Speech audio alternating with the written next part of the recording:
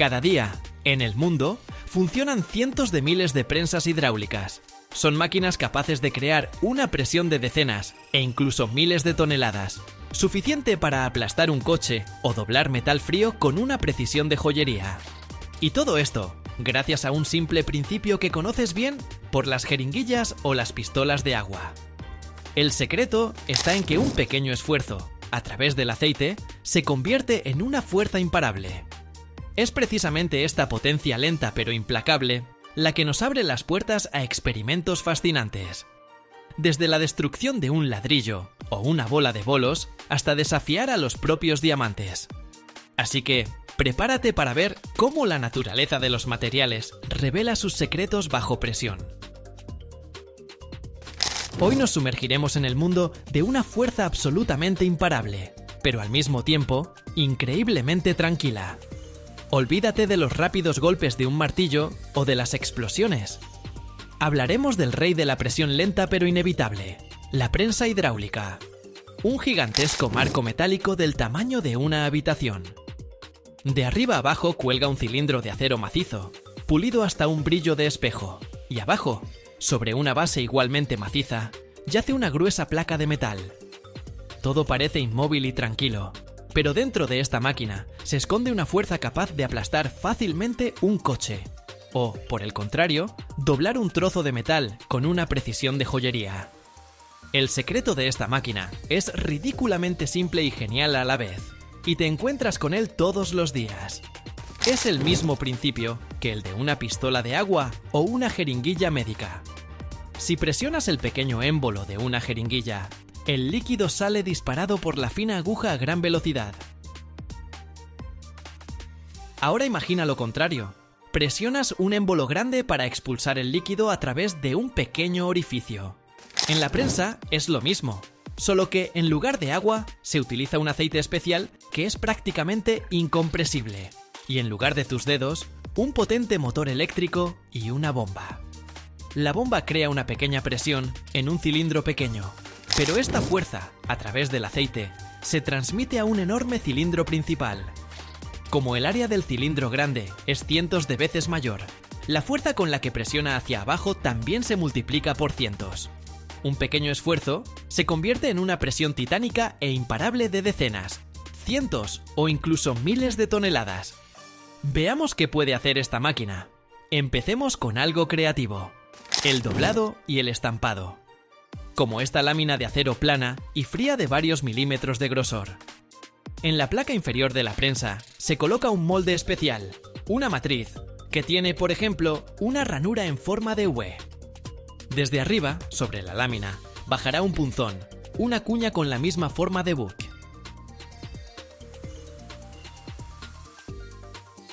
El operador pulsa un botón. No oirás un fuerte golpe. En su lugar, se escuchará el suave zumbido de la bomba hidráulica, y el enorme cilindro superior comenzará su lento, casi meditativo descenso. El punzón toca la superficie de la lámina de acero. Por un instante, no pasa nada. Luego, a medida que la presión aumenta, el metal comienza a emitir un suave gemido. No se rompe, se dobla suave y obedientemente, siguiendo exactamente la forma de la matriz y el punzón. En pocos segundos, en lugar de una lámina plana, tenemos un ángulo perfectamente doblado. La prensa lo hace con tal facilidad, como si no fuera acero, sino un trozo de plastilina. Y ahora, el estampado. Esto es aún más genial. Así se hacen, por ejemplo, las piezas de la carrocería de un coche. Se toma una enorme lámina de metal plana y se coloca entre dos moldes macizos que replican exactamente las complejas curvas de, por ejemplo, una puerta o un capó. La prensa, lentamente pero con una fuerza colosal de miles de toneladas, se cierra. Y el metal, sin otra salida, literalmente fluye, llenando cada hueco y cada curva del molde. Un minuto después, la prensa se eleva con la misma lentitud y aparece una pieza perfectamente formada que sería imposible de crear de ninguna otra manera. Pero, por supuesto, lo más espectacular que hace la prensa es destruir. Y aquí su lentitud e inevitabilidad se revelan en todo su esplendor. ¿Qué pasará si ponemos un ladrillo rojo común bajo la prensa? Primero, la placa superior tocará su superficie. La presión comenzará a aumentar. El ladrillo es un material frágil. Los primeros segundos no ocurrirá nada. Luego se oirá un crujido apenas audible y por la superficie correrá la primera grieta, fina como un cabello. Un instante más, y con un fuerte y seco crujido, parecido al de una rama seca al romperse, el ladrillo no explotará, sino que simplemente se desmoronará, convirtiéndose en un montón de polvo rojo y pequeños fragmentos. ¿Y qué pasará con algo más resistente, como una bola de bolos?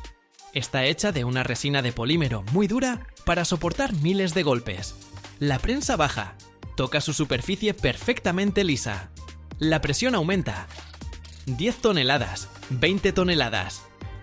La bola aguanta, pero luego se oirá un agudo y penetrante sonido, como si se rompiera un cristal, y por la superficie negra se extenderá una telaraña de grietas blancas.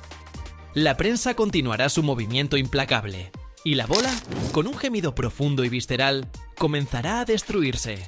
No se hará añicos, sino que parecerá colapsar sobre sí misma, convirtiéndose en una mezcla de fragmentos afilados como el vidrio y polvo negro.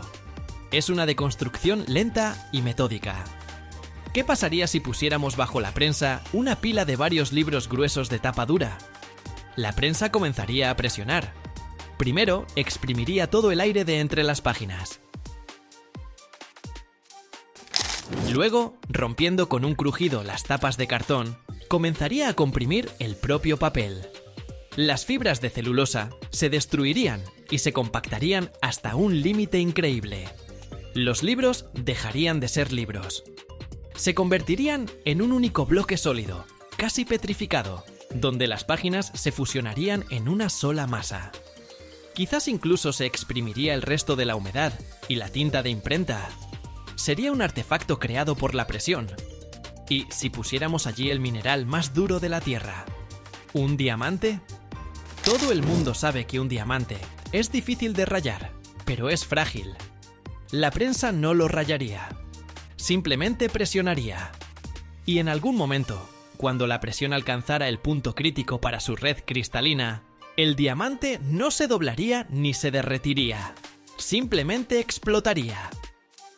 Con un clic increíblemente agudo, alto y fuerte, parecido a un disparo, se convertiría instantáneamente en una nube del más fino polvo brillante y diminutos fragmentos. Toda su legendaria resistencia desaparecería en un instante. ¿Y qué pasaría si intentáramos aplastar algo líquido? Por ejemplo, una lata de acero herméticamente cerrada con agua. Este es un experimento muy interesante. Al principio, la prensa aplastaría fácilmente la lata hasta que se encontrara con el agua. Y como el agua, como sabemos, es prácticamente incompresible, la presión dentro de la lata comenzaría a aumentar a valores astronómicos. El metal de la lata se tensaría, se estiraría y en algún momento no aguantaría. Pero no sería una simple destrucción. En algún punto débil, por ejemplo, en la costura, se formaría un pequeño agujero, y de él, con un silbido supersónico, saldría un chorro de agua increíblemente fino y potente, capaz de cortar incluso una tabla de madera. Sería una demostración de la física de los fluidos en estado puro. Así pues, la prensa hidráulica es una herramienta que nos permite ver cómo se comportan los materiales al límite de sus posibilidades.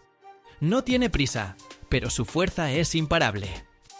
Puede crear formas complejas con una precisión increíble y destruir los objetos más resistentes con una eficacia fría y metódica, mostrándonos la naturaleza de las cosas en su forma más pura y comprimida.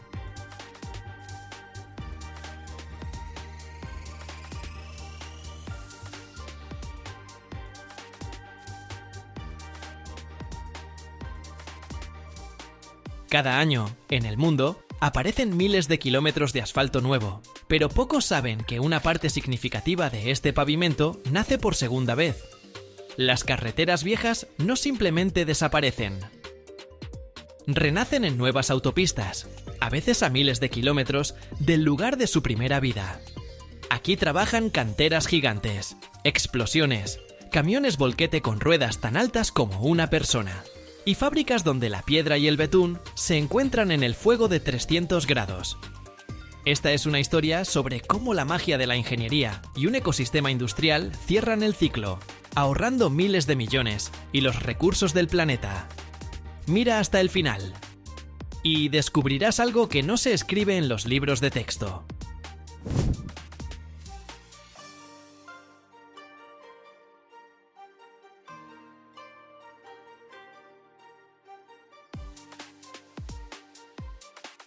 Prácticamente nada se desperdicia. Este asfalto viejo triturado se añade luego a la nueva mezcla en la planta. En promedio, el asfalto nuevo que se coloca en las carreteras contiene alrededor del 22% de material reciclado. Esto tiene un efecto económico y ecológico colosal. En primer lugar, reduce significativamente la necesidad de extraer nueva piedra y producir nuevo betún, lo que ahorra recursos naturales y energía. En segundo lugar, abarata el producto final, lo que permite ahorrar miles de millones de dólares de los presupuestos para el mantenimiento de las carreteras.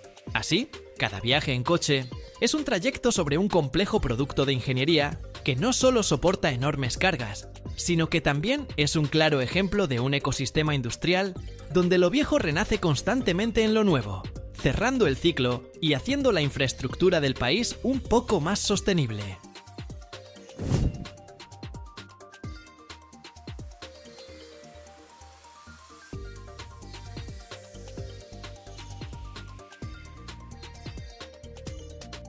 La historia del asfalto comienza no en la carretera, sino en dos lugares completamente diferentes. El primer lugar es una cantera. Es una enorme herida en el cuerpo de la tierra, donde se extrae la piedra. Todo comienza con una fuerte explosión que sacude la tierra a millas a la redonda. Enormes bloques se desprenden de la roca. Luego, entran en acción gigantescos camiones volquete, cuyas ruedas son más altas que una persona, y transportan estos bloques de piedra a la trituradora primaria. Es un monstruo de metal que con sus mandíbulas de acero aplasta con una fuerza increíble las enormes rocas en trozos más pequeños. Pero esto es solo el principio. Luego, esta piedra pasa por toda una serie de trituradoras y cribas, gigantescos tamices vibratorios. El objetivo de este proceso no es solo triturar la piedra, sino también clasificarla cuidadosamente por tamaño. El resultado son montañas enteras de piedra limpia y clasificada que se llama agregado.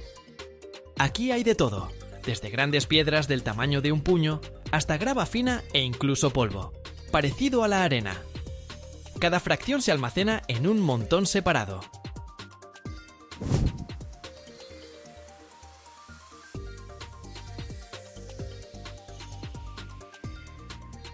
Es como tener en la cocina harina, azúcar, sal. Cada ingrediente por separado, esperando su momento. Este es el esqueleto del futuro asfalto, que constituye el 95% de su masa. El segundo lugar donde nace el asfalto. Es una refinería de petróleo. Cuando del petróleo crudo se produce gasolina, diésel, combustible de aviación y otros productos ligeros, en el fondo de la columna de destilación queda una sustancia espesa, negra y viscosa. Es el betún. En su estado normal, a temperatura ambiente, es duro como una piedra. Se puede romper con un martillo, pero si se calienta, se vuelve líquido, como un jarabe espeso. Es precisamente esta propiedad, ser sólido en frío y líquido en caliente, lo que lo convierte en el pegamento ideal para nuestro esqueleto de piedra. El betún es el alma del asfalto, su corazón negro que une todo.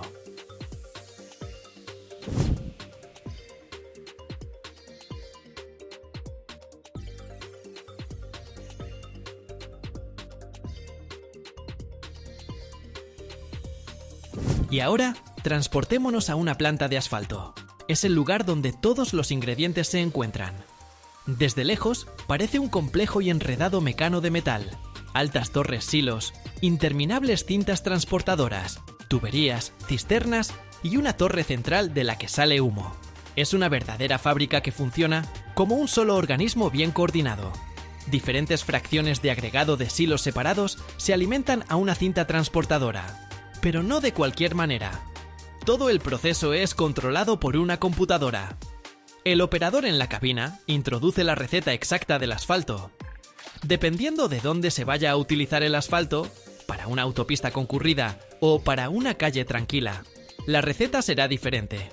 La computadora sabe qué porcentaje de piedra grande, cuánta mediana, cuánta pequeña y cuánto polvo se necesita para la mezcla ideal. Es como preparar un pastel complejo, donde cada gramo es importante.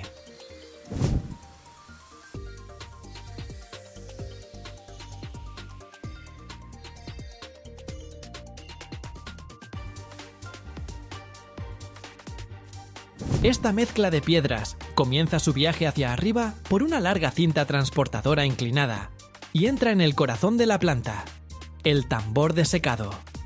Es un tubo enorme y largo que gira lentamente, instalado con una ligera inclinación. Desde uno de sus extremos, un potente quemador lanza una rugiente columna de fuego, como en el motor de un avión a reacción. La temperatura en el interior alcanza los 300 grados Fahrenheit. La piedra, mientras se remueve lentamente dentro de este tambor, se calienta y, lo más importante, se seca por completo. La humedad es el principal enemigo de un buen asfalto. Incluso una gota de agua puede impedir que el betún se adhiera firmemente a la superficie de la piedra. Por eso, la piedra debe estar absolutamente seca. Después del tambor de secado, la piedra caliente y libre de humedad sube por un elevador, parecido a un ascensor para materiales a granel, hasta la cima de la torre central.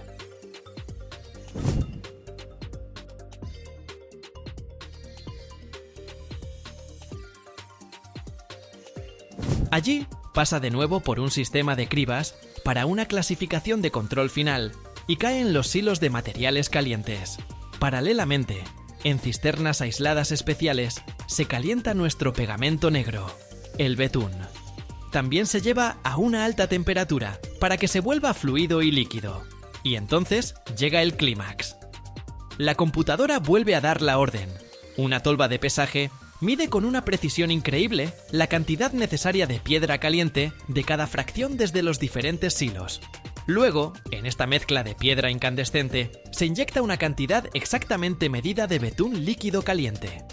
Toda esta masa, piedra y betún, entra en una cámara de mezcla llamada mezclador. Es como una batidora de cocina gigante, solo que en lugar de varillas, tiene dos potentes ejes con paletas de metal.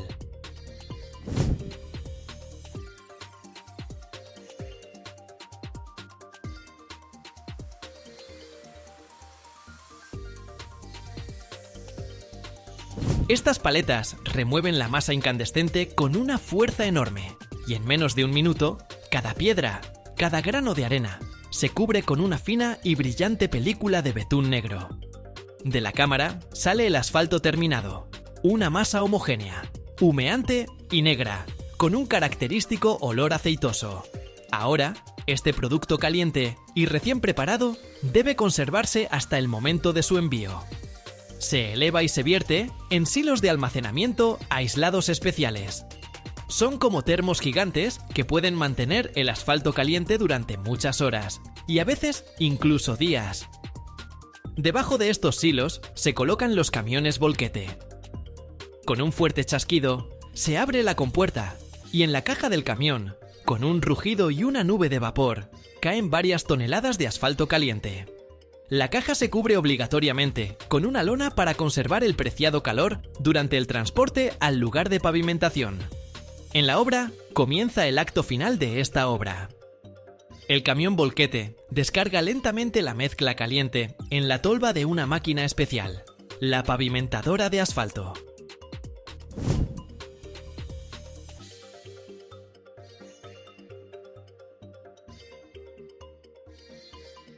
Esta máquina, moviéndose lentamente hacia adelante, distribuye uniformemente el asfalto sobre la superficie de la carretera, formando una capa perfectamente lisa del grosor especificado.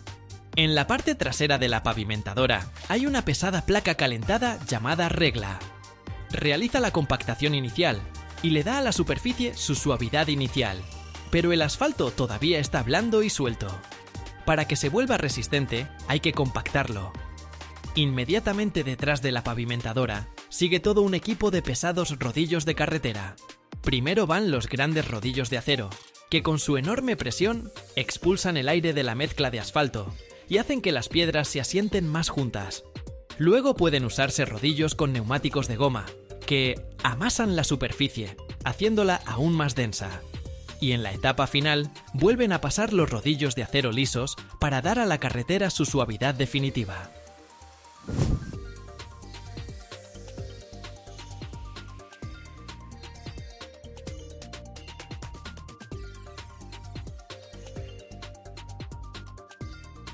Mientras el asfalto se enfría, el betún vuelve a pasar de estado líquido a sólido.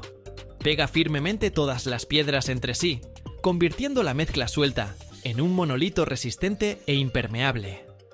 Después de varias horas, la carretera, que hace poco estaba caliente y blanda, se vuelve dura y lista para el tráfico.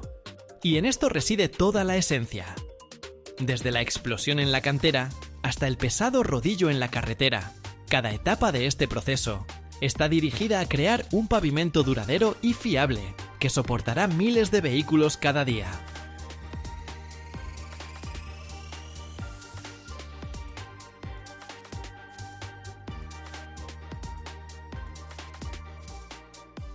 Cada año, en el mundo se fabrican solo unas pocas centenas de máquinas de combate capaces de cambiar el rumbo de una guerra. El AH-64 Apache es una de ellas. No es solo un helicóptero, es un depredador aéreo de alta tecnología que ve en la oscuridad, golpea objetivos más allá del horizonte y soporta impactos que destrozarían a otras aeronaves. Su corazón está hecho de aluminio, titanio y compuestos, y su cerebro, de la electrónica más avanzada. Pero hay un detalle del que no se habla en fuentes abiertas. Quédate hasta el final y descubrirás un secreto que cambiará para siempre tu idea sobre el Apache.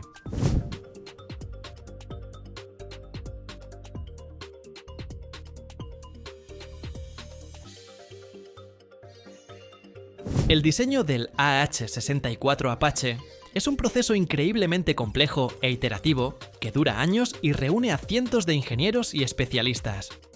En esta etapa se emplean las tecnologías informáticas más avanzadas, incluidas las herramientas de diseño asistido por computadora.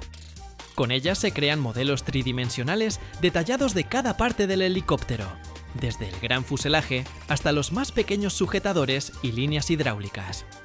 Este enfoque permite realizar innumerables pruebas virtuales.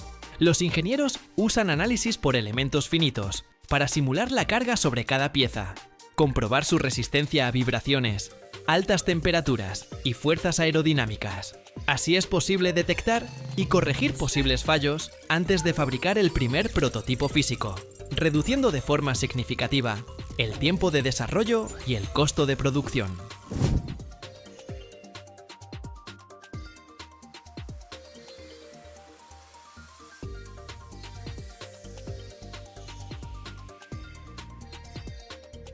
Paralelamente a la modelización virtual, se lleva a cabo una selección extremadamente cuidadosa de materiales.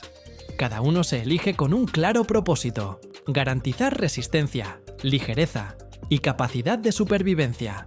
La estructura principal del helicóptero está formada por aleaciones de aluminio de alta resistencia, como la serie 70-75. Estas logran el equilibrio óptimo entre resistencia, peso y durabilidad, lo que las hace ideales para los elementos estructurales del fuselaje. Sin embargo, para piezas críticas sometidas a cargas extremas, como la caja de transmisión, los puntos de fijación del rotor y las secciones blindadas, se usa titanio. Este metal es mucho más resistente que el acero, pero más liviano, y su tolerancia a la corrosión y a las altas temperaturas es clave para un funcionamiento fiable en combate. Un Apache moderno es impensable sin materiales compuestos de fibra de carbono y de vidrio.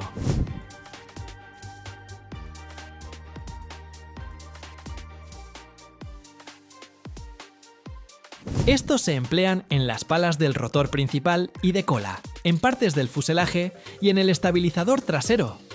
Su gran ventaja es la increíble resistencia con un peso mínimo. Gracias a los compuestos, no solo se reduce la masa, sino que se logran formas complejas y aerodinámicas, mejorando el flujo de aire y reduciendo la detectabilidad por radar. El fuselaje del Apache, a pesar de su aspecto sólido y robusto, es en realidad una estructura formada por múltiples secciones fabricadas por separado y ensambladas después.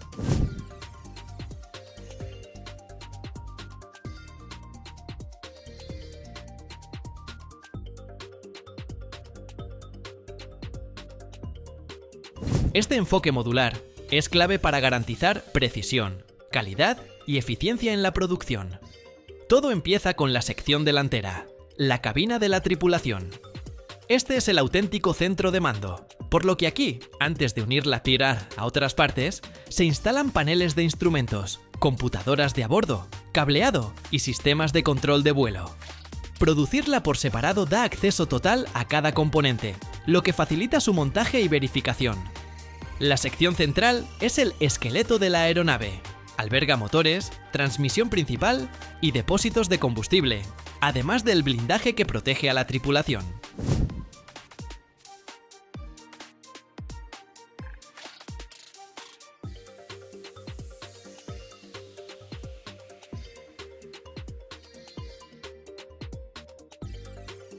Como soporta las mayores cargas, se fabrica con las aleaciones más resistentes y bajo estrictos controles de calidad. La viga de cola, que sostiene el rotor trasero, debe ser ligera pero muy rígida para transmitir el par desde la caja de transmisión principal y resistir vibraciones sin deformarse.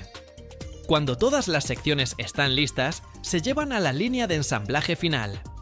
Con fijadores de alta precisión, llamados jigs, se garantiza que todo encaje con tolerancias mínimas. Las piezas se unen con miles de remaches y pernos de gran resistencia.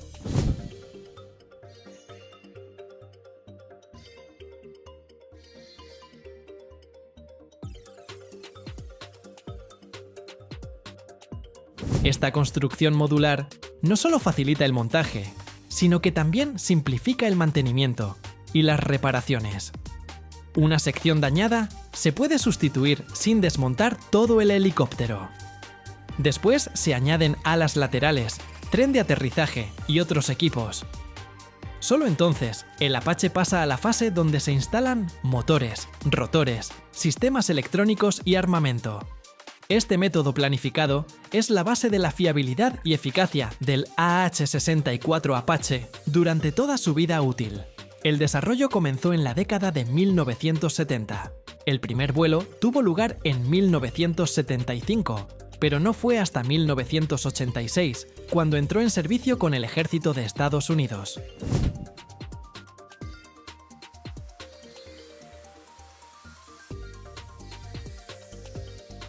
En más de 30 años, se han fabricado más de 2.400 unidades, y sigue siendo el principal helicóptero de ataque de muchos países.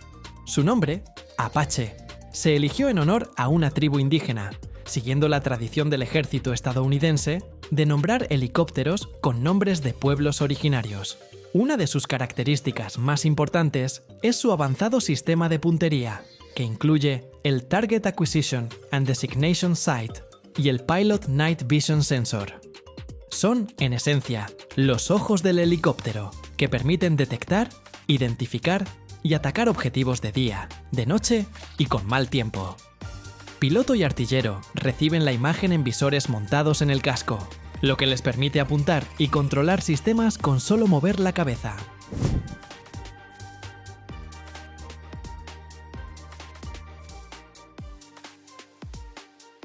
Las versiones más modernas, como el AH-64D o E, cuentan con el radar Longbow, montado sobre el rotor principal. Este radar puede detectar hasta 1000 objetivos móviles y clasificarlos en segundos, incluso si el helicóptero está oculto tras una colina. Esto da a la tripulación la capacidad de atacar sin exponerse, una ventaja táctica enorme.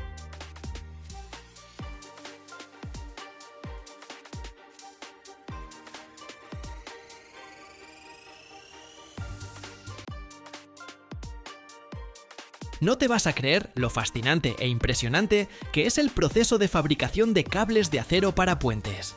Hace poco tuve la oportunidad de visitar una de estas fábricas y fue una verdadera fiesta de la maestría en ingeniería y la perfección tecnológica. Imagínate, estás de pie en una nave industrial enorme, donde el aire está lleno de los sonidos del metal, con bobinas gigantes de alambre de acero que, como serpientes gigantes, se desenrollan y se entrelazan en cables increíblemente resistentes, capaces de soportar el peso de puentes enteros. No son simples alambres, sino verdaderas arterias que contienen la fuerza y la fiabilidad sin las cuales las estructuras modernas no podrían existir.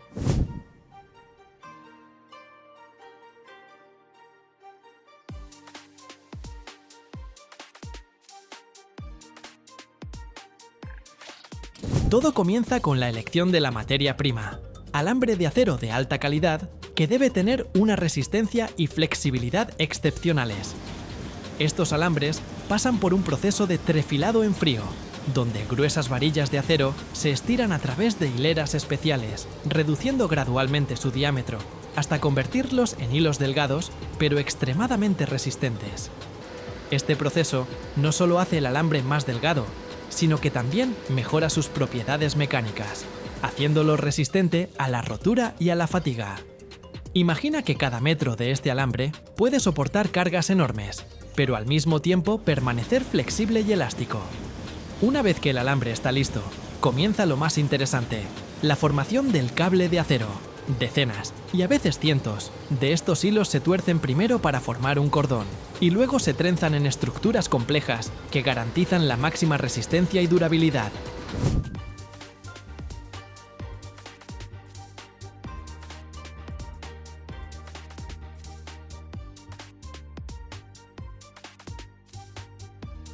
Cada capa de alambre tiene su propósito. Los hilos internos soportan la carga principal, mientras que los externos protegen contra el desgaste y la corrosión. Todo el proceso se asemeja a la creación de un tejido vivo, donde cada hilo es una vena individual, que en conjunto forma un todo fuerte y fiable. La precisión y el control con los que se fabrican estos cables son especialmente impresionantes. Cada etapa va acompañada de pruebas rigurosas. Se comprueba la resistencia a la rotura, la resistencia a la flexión y la influencia de las condiciones climáticas. Las pruebas se realizan con equipos especiales que simulan las cargas que el cable experimentará durante su uso en un puente. Solo después de pasar todas las pruebas, los cables reciben luz verde para su uso en la construcción. Otro momento fascinante es la aplicación de recubrimientos protectores. Los cables de acero se cubren con capas especiales anticorrosivas que les permiten soportar años de exposición a la humedad, la sal y los rayos ultravioleta.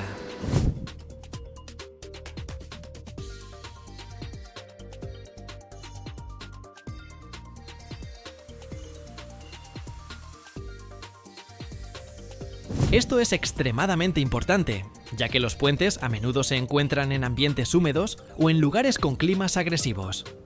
Gracias a estos recubrimientos, los cables no solo conservan su resistencia, sino que también prolongan la vida útil del puente, garantizando seguridad y fiabilidad. Imagina la escala de la producción. Fábricas que pueden producir miles de toneladas de cables de acero al año, desenrollando y trenzando cientos de kilómetros de alambre. Los fabricantes estadounidenses, por ejemplo, tienen décadas de experiencia y aplican las tecnologías más avanzadas, lo que les permite crear cables para los puentes más famosos del mundo.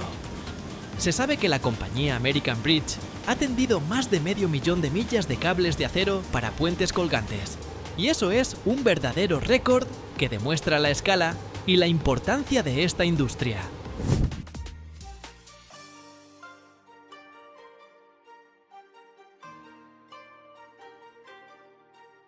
Otro punto que me impresionó es el papel de los ingenieros y tecnólogos que constantemente perfeccionan los procesos de producción. Trabajan para que los cables sean aún más resistentes, ligeros y estables ante cargas extremas. El uso de nuevas aleaciones, la mejora de los métodos de trenzado y recubrimiento, todo esto convierte a los modernos cables de acero en verdaderas obras maestras del pensamiento ingenieril. Durante la excursión, vi cómo enormes bobinas con alambre de acero se movían suavemente por las cintas transportadoras, cómo el alambre pasaba por el trefilado en frío y cómo los maestros controlaban cada centímetro de este proceso. Era como observar el nacimiento de un ser vivo que pronto se convertiría en parte de una estructura grandiosa, que soportaría cientos de toneladas y resistiría cualquier prueba del tiempo y los elementos.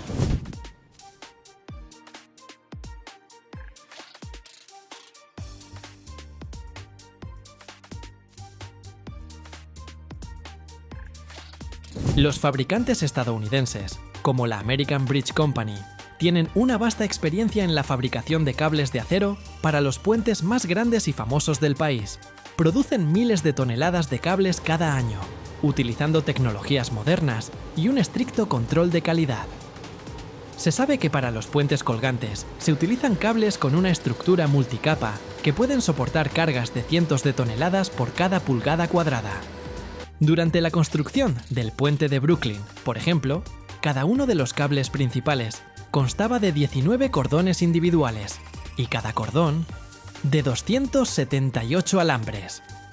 Esto proporcionaba un enorme margen de seguridad, lo que permitía al puente soportar no solo el peso de su propia estructura, sino también el tráfico y el impacto de los elementos. Este enfoque sigue siendo relevante hoy en día. Los modernos cables de acero para puentes se fabrican teniendo en cuenta múltiples márgenes de seguridad y fiabilidad.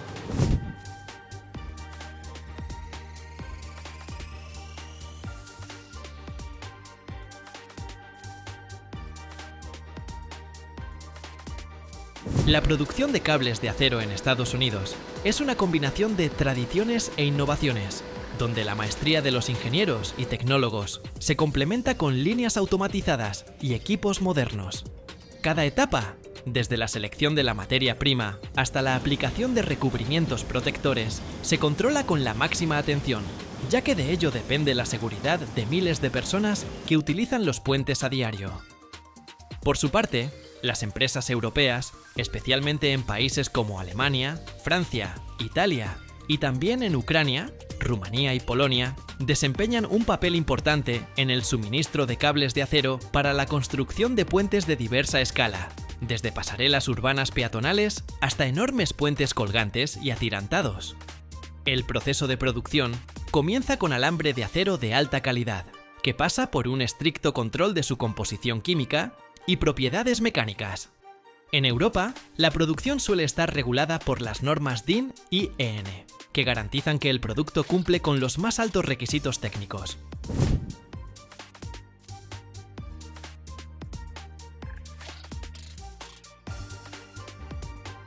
Estas normas definen los parámetros del material, la construcción de los cables, el tipo de trenzado, el grado de torsión e incluso el tipo de recubrimiento de la superficie de los alambres, lo que permite adaptar el producto a condiciones de operación específicas. Los puentes modernos son el resultado de milenios de desarrollo del pensamiento ingenieril, donde se combinan tradiciones, innovaciones y los materiales más avanzados. No solo cumplen la función de conectar orillas, sino que también se convierten en símbolos de las ciudades, monumentos culturales y obras maestras técnicas que asombran la imaginación e inspiran a nuevas generaciones de ingenieros. Entre las maravillas de la ingeniería moderna se incluye la rueda de Falkirk en Escocia, un elevador de barcos giratorio único que conecta dos canales y permite levantar barcos 180 grados. Esta estructura no solo es funcional, sino que también impresiona con su diseño futurista. Los puentes atirantados, como el Golden Gate en San Francisco, demuestran el uso de cables de acero que soportan enormes cargas y garantizan la durabilidad de las estructuras.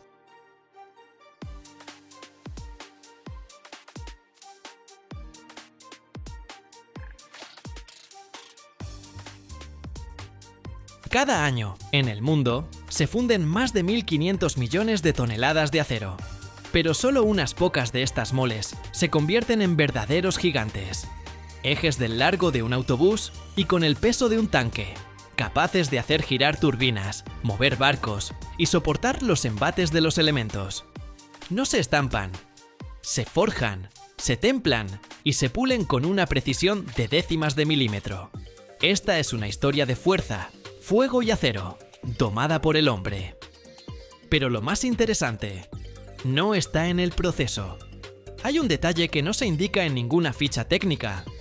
Y si te quedas hasta el final, descubrirás por qué incluso el acero más fuerte a veces se rompe.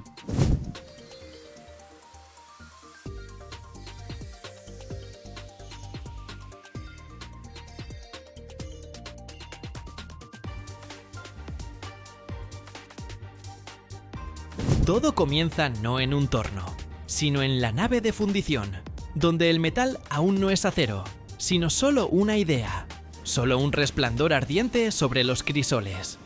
Los ejes para turbinas o hélices no se hacen de cualquier cosa, solo de acero aleado de alta resistencia, en el que todo está calculado. Níquel para la tenacidad, cromo para la resistencia, molibdeno para que no tiemble ni siquiera a revoluciones vertiginosas. El metal se introduce en el horno, se calienta a 1600 grados Celsius y se derrite, pesado, denso, como magma. Todas las impurezas, escoria, gases, microrresiduos, se eliminan obligatoriamente. Después de la fundición, el metal se vierte en moldes. Pero no es una pieza terminada, solo un lingote. Grueso, tosco, como un bloque que a veces pesa de 20 a 100 toneladas, dependiendo de su futuro propósito. Esta pieza en bruto vuelve al fuego. Se calienta en un horno de forja a una temperatura de unos 1250 grados, hasta que el acero se vuelve de un amarillo brillante, casi blanco, pero aún no líquido.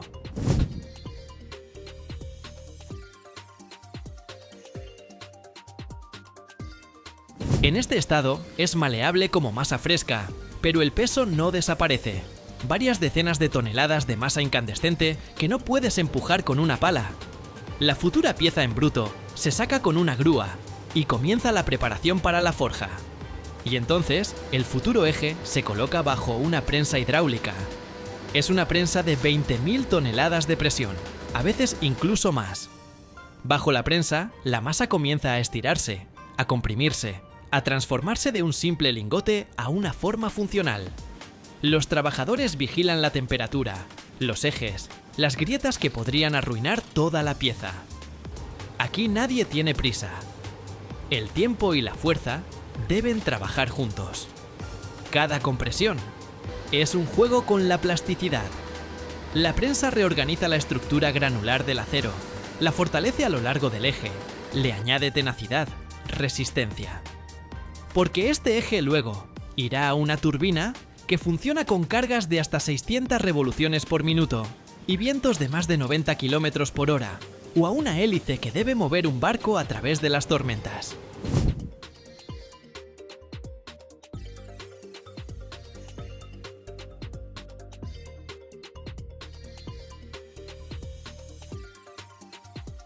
Cuando el eje ya está forjado y un poco enfriado, comienza una etapa sin la cual no resistiría el viento, no soportaría el par de torsión de la hélice, no sobreviviría a la carga de torsión. Hay que templarlo. Cada eje son decenas de toneladas de acero, y la temperatura en su centro baja más lentamente que en el exterior. Por eso, primero se vuelve a calentar por completo, hasta casi 1000 grados, a veces más, dependiendo de la marca del acero. Esto es la austenización. La estructura de la red cristalina cambia. El acero se vuelve más homogéneo, listo para futuros golpes y cargas. Este calentamiento dura horas y a veces más de un día. La temperatura se mantiene estable en hornos, cuyo tamaño es mayor que el de un garaje de autobuses, y el panel de control se parece más a la cabina de un reactor. Allí se controla cada grado, porque si hay un sobrecalentamiento o un salto brusco, el eje se deformará y ya no servirá ni para una turbina ni para un barco.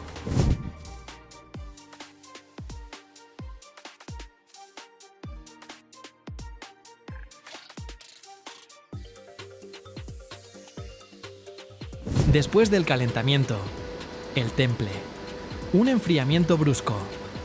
El gigantesco eje, con la ayuda de grúas y cadenas, se eleva sobre un baño de agua o aceite, y a veces, de soluciones poliméricas.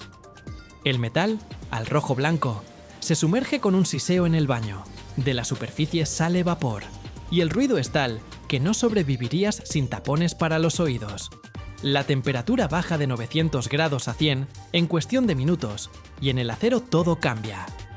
Aparece una estructura martensítica, dura como el hueso, lista para la carga, pero es frágil.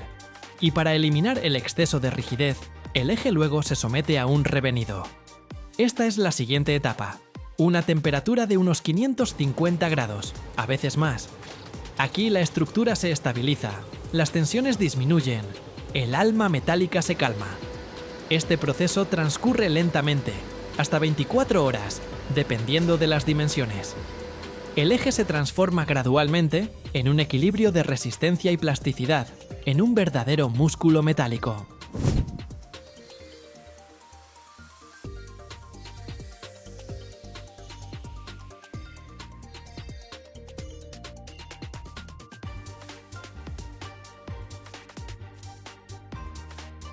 Después del tratamiento térmico, el eje ya es fuerza, pero salvaje, aún no domesticada. Por fuera es negro, con cascarilla, la superficie parece la piel de un dragón. Irregular, con pequeñas cavidades en algunos lugares, a veces con brillo, a veces quemada. No se puede instalar en una turbina o en una hélice en este estado. Hay que llevarlo a la precisión, al brillo de espejo, a las micras. Primero viene el mecanizado en bruto. El enorme eje, que pesa como un tanque, se coloca en un centro de torneado. Pero no en uno cualquiera. Aquí, la máquina se parece más a una estructura subterránea. Una bancada con una guía masiva, un carro del tamaño de un armario, un mandril que hace girar piezas de decenas de toneladas. Y cuando ese carro toca el metal, saltan chispas, vuelan virutas, y el ruido es tal que se oye hasta en el tejado. El pulido no se hace una sola vez. Después del desbaste en bruto, viene el fresado de las zonas de asiento, los agujeros para chavetas, las bridas, los canales.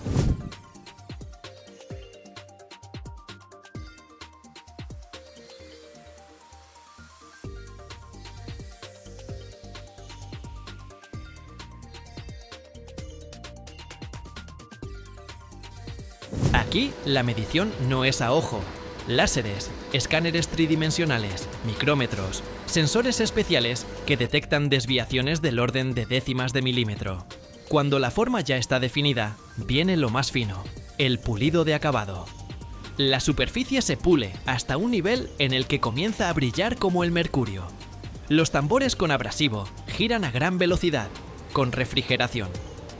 Durante el trabajo, la temperatura todavía alcanza los 150 grados, pero ya está controlada, dentro de límites que no alterarán la estructura. A veces, dependiendo de los requisitos del cliente, se añade un recubrimiento por láser o un cromado para proteger contra la corrosión o el desgaste. Esto es especialmente importante para los ejes marinos, ya que allí hay sal, humedad, presión, que no perdonan el óxido. Al final, el eje pasa por un equilibrado dinámico. Se hace girar a altas velocidades, 600 u 800 revoluciones por minuto, según el modelo.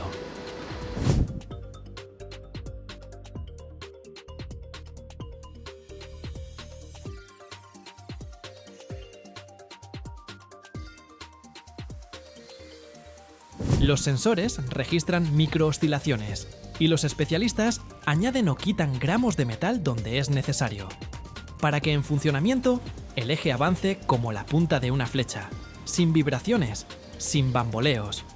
Como resultado, lo que hace unas semanas era un trozo de metal al rojo vivo. Ahora es un eje de rotación perfectamente calibrado que irá a una turbina eólica, al propulsor de un barco o a un gigante industrial. Liso, especular, con un sello de calidad y un número de serie, espera su viaje. Al mar, a la estepa o a donde se necesite una fuerza de rotación precisa. El eje está listo, brilla, pesa varias decenas de toneladas y tiene la longitud de un autobús urbano. Pero todavía hay que transportarlo a donde se convertirá en el corazón de una turbina o la hélice de un barco. Para ello se recurre a la artillería pesada. Plataformas de 12 o 20 ejes, una grúa de 300 toneladas, escolta, permisos de circulación e incluso el desmontaje de líneas eléctricas.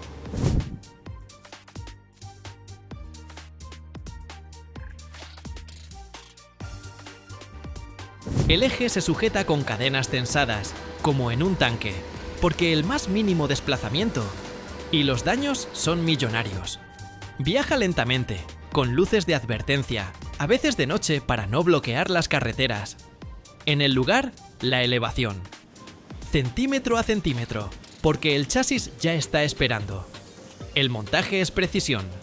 Todo debe encajar a la micra, porque tal masa no da una segunda oportunidad. Y ahí está, el eje instalado. Pero tan pronto como se ponga en marcha la turbina, comenzará a hacer girar el mundo.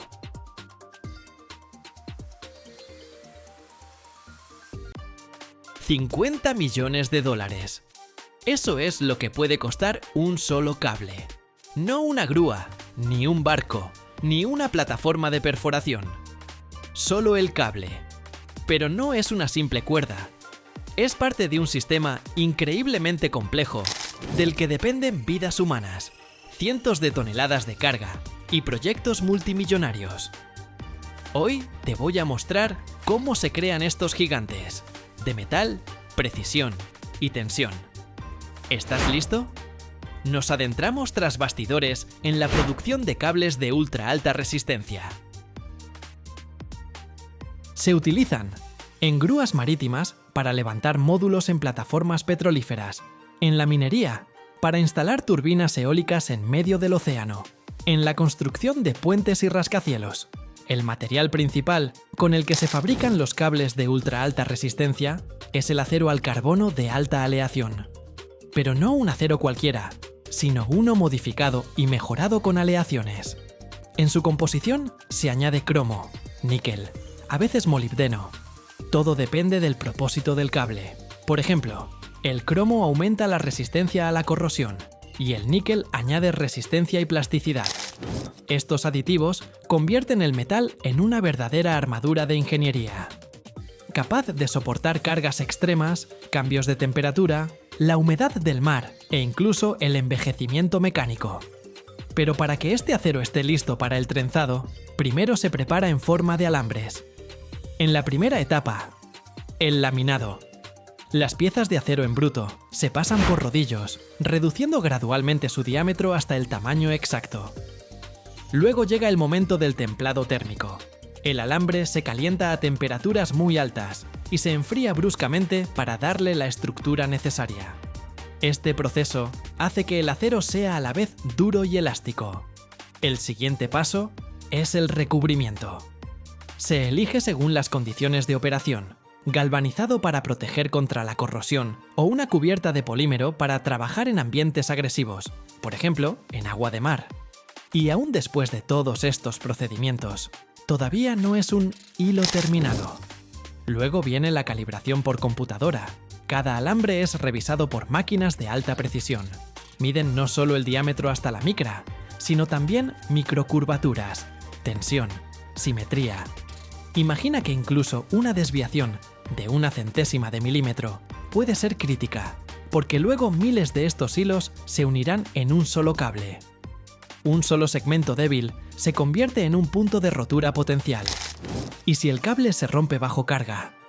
Eso no significa solo una avería, sino pérdidas millonarias, la detención de una obra o incluso una amenaza para la vida de las personas. Después de la calibración, cuando cada hilo metálico ha pasado por el tratamiento térmico, la verificación y el recubrimiento, comienza una de las etapas más espectaculares: el trenzado del cable. Y no es simplemente enrollar los alambres juntos. Es un sistema matemáticamente calculado de tensión, ángulo e interacción de cientos de elementos. La base de cada cable es el núcleo. Puede ser de acero u orgánico, dependiendo de su propósito. Es alrededor de él que se colocan en capas espirales de alambres de acero. En cada capa hay decenas o incluso cientos de alambres, y todos ellos se entrelazan en un orden estricto.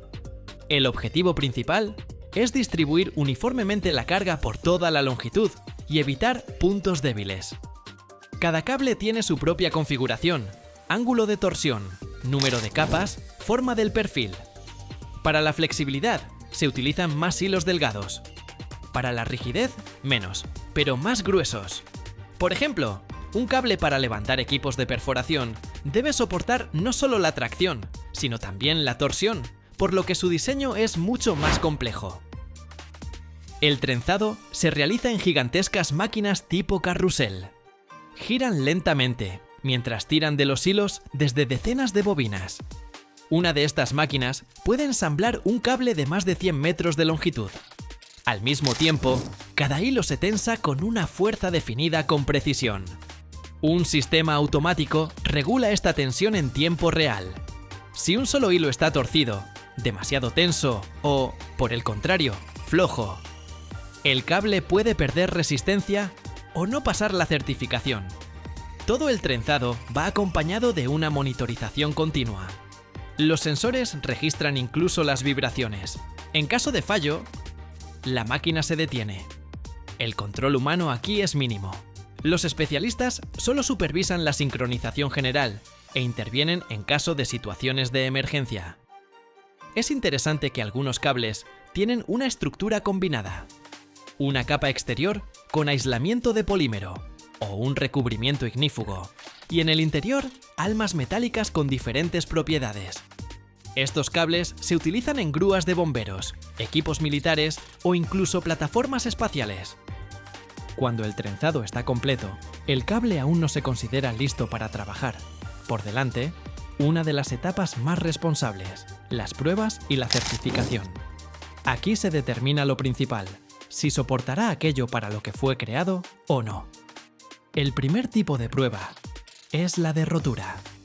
El cable se sujeta entre dos gigantescas mordazas hidráulicas y luego se empieza a tirar lentamente con una fuerza increíble. No hablamos de toneladas, sino de cientos de toneladas de carga que aumentan gradualmente. El objetivo es determinar el límite máximo de resistencia. Idealmente, el cable debe soportar de 3 a 5 veces más fuerza de la que tendrá que soportar en condiciones reales. Pero soportar la carga no es suficiente. Se necesita también una prueba de fatiga. El cable se tensa y se afloja repetidamente, imitando los ciclos de trabajo reales, por ejemplo, en una grúa de construcción o una plataforma de perforación. Durante cientos de estos ciclos, se estudia si aparecen microfisuras, deformaciones o cambios en la estructura. Por separado, se realizan pruebas de torsión. El cable se fija y se somete a rotación. Esto es importante para los modelos que trabajan en suspensiones o donde el vector de fuerza cambia constantemente. Si el cable se desenrolla, se deshilacha o se rompe por dentro, es un defecto. Otra etapa críticamente importante son las pruebas ambientales.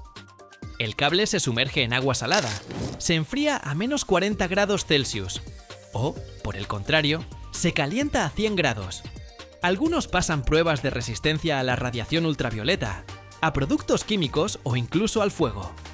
Porque en el caso de las grúas marinas o las minas, las condiciones de operación son extremas. Y después de todo esto, solo algunos cables reciben certificados de nivel internacional.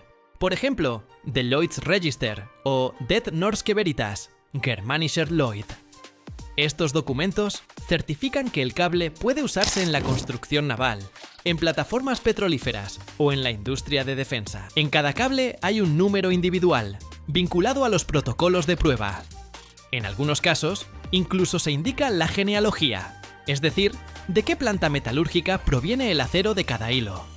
Cuando el cable ha pasado todas las pruebas, se enrolla en enormes bobinas, de 20, 50 o incluso 100 metros, y se transporta en plataformas especiales. Una de estas bobinas pesa varias toneladas. En el lugar, el cable se monta con precisión milimétrica, con grúas hidráulicas, sistemas de nivelación y especialistas que supervisan cada paso. Solo después de la verificación final, el cable entra en servicio y comienza a trabajar donde no se permiten errores.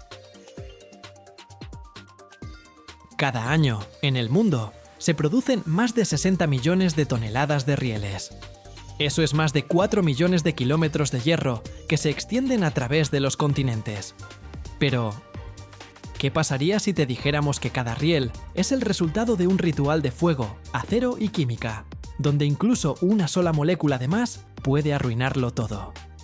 temperaturas más altas que la lava de un volcán, un lijado con una precisión de décimas de milímetro, una soldadura más caliente que el magma. Esto no es solo metal, es la base de la velocidad, la fiabilidad y un gran secreto. Quédate hasta el final y descubrirás qué se esconde dentro de cada riel y por qué este conocimiento no es para todos.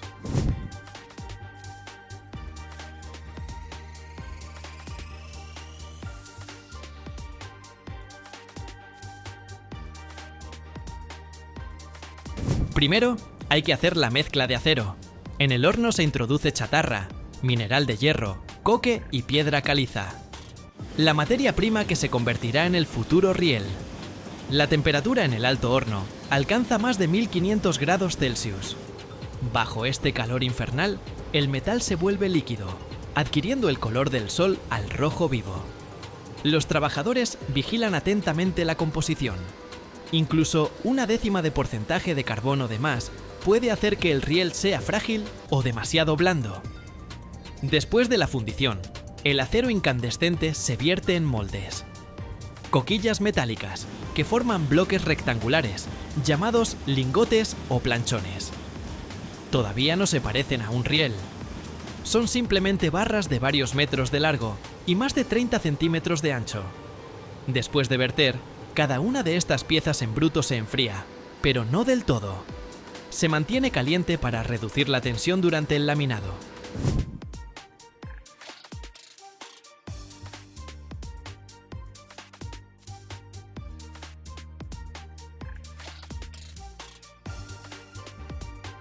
Esta etapa es la base de todo.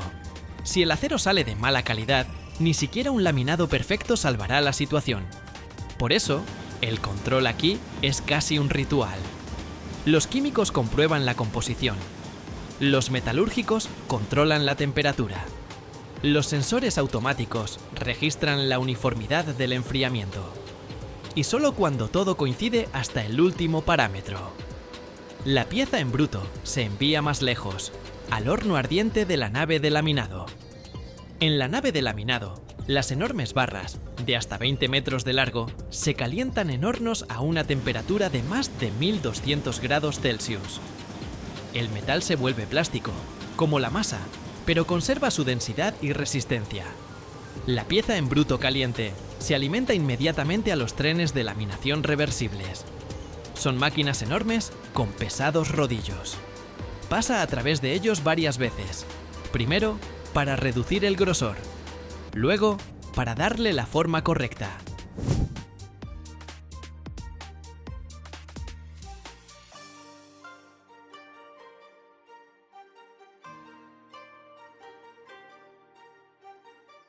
Cada pasada es una compresión y estiramiento del metal, que gradualmente se transforma de una simple barra en el futuro riel, con un complejo perfil transversal, con cabeza, alma y patín.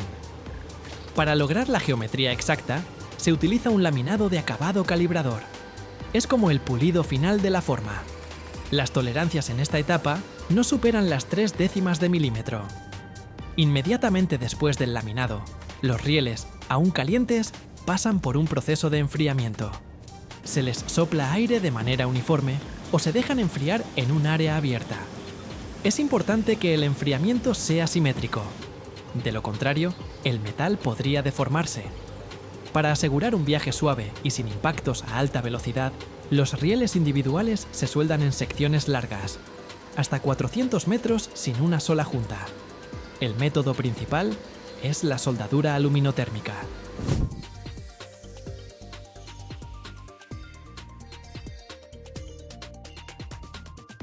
En un molde especial entre dos rieles, se deja un espacio de varios milímetros. Allí se vierte una mezcla de acero fundido, que se forma por la reacción de aluminio en polvo con óxido de hierro. La temperatura alcanza hasta 2500 grados Celsius. Este metal fundido penetra en ambas partes del riel y cubre la zona de la junta. Cuando se solidifica, se obtiene una unión monolítica, más fuerte que el propio riel. Después, el exceso de metal se corta y el lugar de la soldadura se lija hasta un nivel perfecto, sin ningún saliente. Cada junta pasa por una inspección, con ultrasonido o corrientes de Foucault, para que no queden microfisuras ocultas. Estos rieles largos son más fáciles de transportar de lo que parece. Se enrollan en tambores especiales o se transportan en plataformas con soportes giratorios.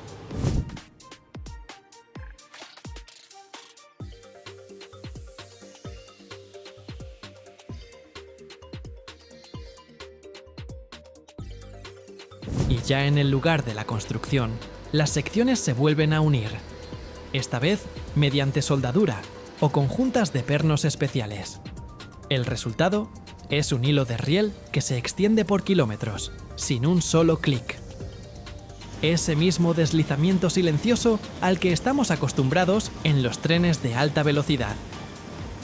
Pero primero, después del laminado y la soldadura, los rieles todavía están vivos. Dentro del metal quedan tensiones y la estructura del grano necesita estabilizarse. Aquí entra en juego el tratamiento térmico, que le da al riel resistencia, durabilidad y longevidad. Y parece casi una sesión de spa metalúrgico.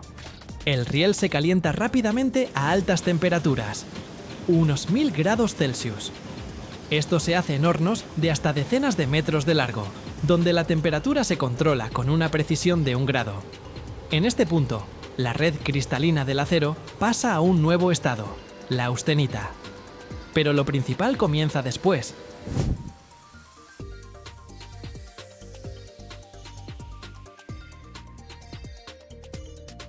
El riel se enfría instantáneamente.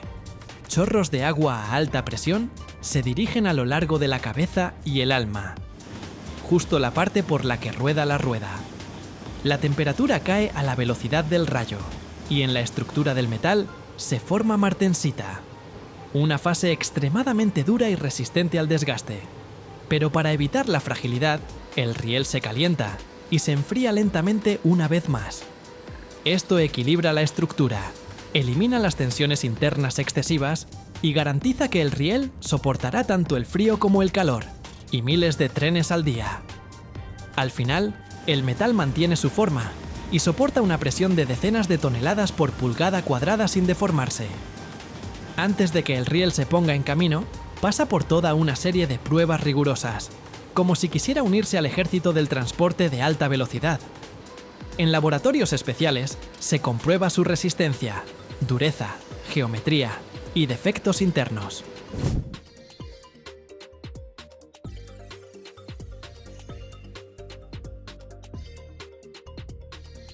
Primero, el control por ultrasonido.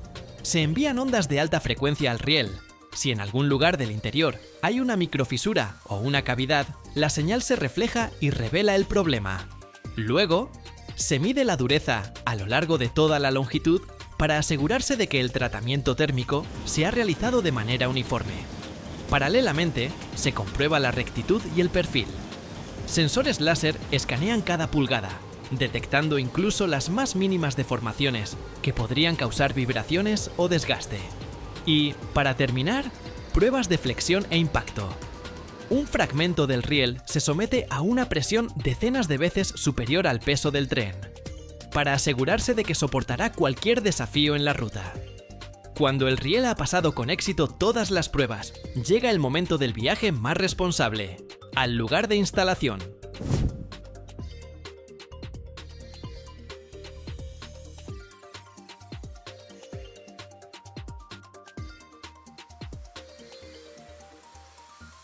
Pero, ¿cómo transportar gigantescas tiras de metal de más de 90 metros de largo? Los camiones convencionales no pueden. Aquí se utilizan plataformas ferroviarias especiales con soportes curvos que reducen la tensión y evitan que el riel se doble o vibre durante el movimiento. A veces, los rieles se transportan ya soldados en secciones aún más largas, de 400 a 600 metros. Antes del montaje, los rieles se calientan o enfrían dependiendo de la temperatura ambiente. Esto es necesario para compensar la expansión y contracción térmica del metal.